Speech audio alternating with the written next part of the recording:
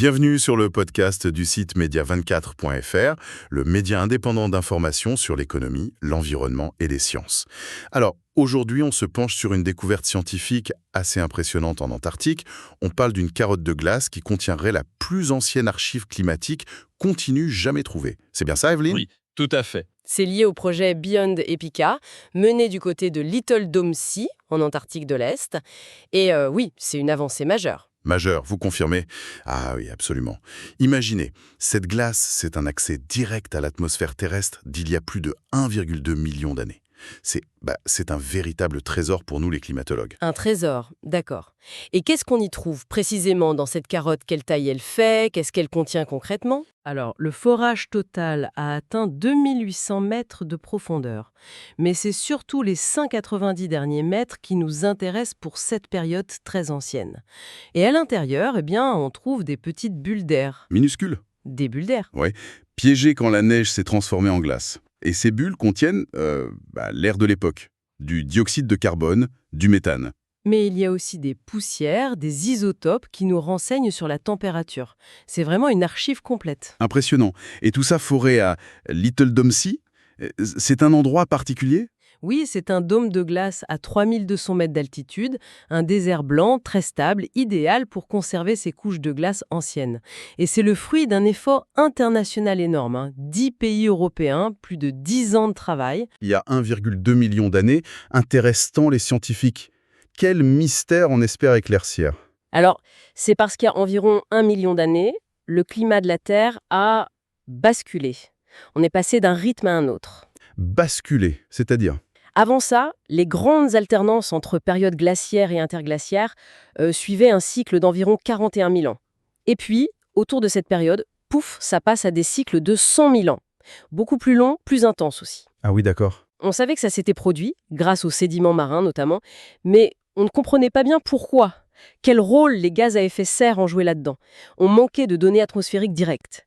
Cette carotte, c'est un peu comme une machine à remonter le temps, mais pour l'atmosphère. Elle pourrait nous donner la clé. Une machine à remonter le climat. C'est une belle image, hein. Mais comment on fait parler cette glace si ancienne? Quelle est la technique? Alors, il y a une méthode assez sophistiquée, utilisée notamment par le British Antarctic Survey, qui s'appelle l'analyse en flux continu. En flux continu. Oui, Continuous Flow Analysis. En gros, on fait fondre la carotte de glace très très lentement, millimètre par millimètre presque. Et l'eau de fonte passe devant toute une série de capteurs hypersensibles. Ils mesurent en temps réel la concentration des gaz dissous, la présence d'acide, de poussière volcanique, de pollen même. C'est incroyable de précision. Oui, c'est comme lire un livre très ancien où chaque couche de glace est une page qui raconte des siècles d'histoire climatique. Et puis bien sûr, il y a des analyses plus spécifiques. Les échantillons partent ensuite dans des laboratoires spécialisés en Europe. L'Allemagne pour le CO2, la Suisse pour le méthane, la France pour les isotopes. C'est une vraie collaboration. Je vois. C'est un travail colossal. Mais alors, concrètement, à quoi ça sert aujourd'hui d'étudier ce climat d'il y a 1 million d'années?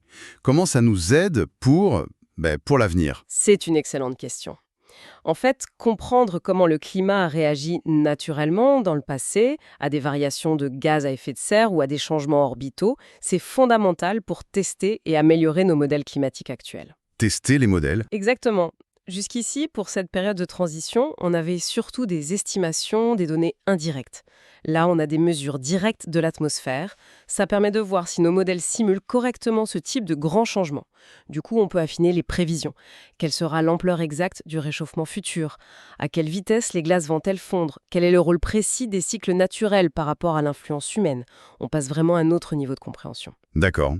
On passe d'estimation à des données mesurées pour cette période clé. Voilà. C'est d'ailleurs tout l'objectif de ce projet Beyond Epica, qui est piloté par l'Italie, le CNR, avec un gros financement de l'Union européenne. Il y a 12 instituts de recherche européens impliqués. Comme le disait la glaciologue Lise Thomas, c'est vraiment un moment historique. Et c'est le résultat d'un travail d'équipe acharné et passionnant. Bon, si on résume un peu tout ça, on a réussi à obtenir la plus longue archive de glace continue jamais analysée. Plus de 1,2 million d'années. Elle nous livre des données atmosphériques directes et inédites sur une transition climatique majeure du passé. Des techniques d'analyse de pointe permettent de décrypter cette glace grâce à un effort scientifique international majeur. Et tout ça, au final, c'est essentiel pour améliorer notre compréhension du climat et nos prévisions pour le futur. C'est bien ça ? C'est exactement ça. Cette plongée dans le passé lointain, ce n'est pas juste de la curiosité. C'est vraiment pour mieux comprendre les mécanismes fondamentaux qui régissent le climat de notre planète. Chaque nouvelle donnée est précieuse. Une fenêtre inestimable, comme vous disiez. Et ça laisse songeur. Si cette glace révèle les secrets d'une transition vieille d'1 million d'années, qu'est-ce qu'on pourra apprendre sur les limites de notre propre système climatique si on trouvait des glaces encore plus anciennes ? De quoi réfléchir. Merci pour votre écoute et retrouvez plus d'actualités sur media24.fr.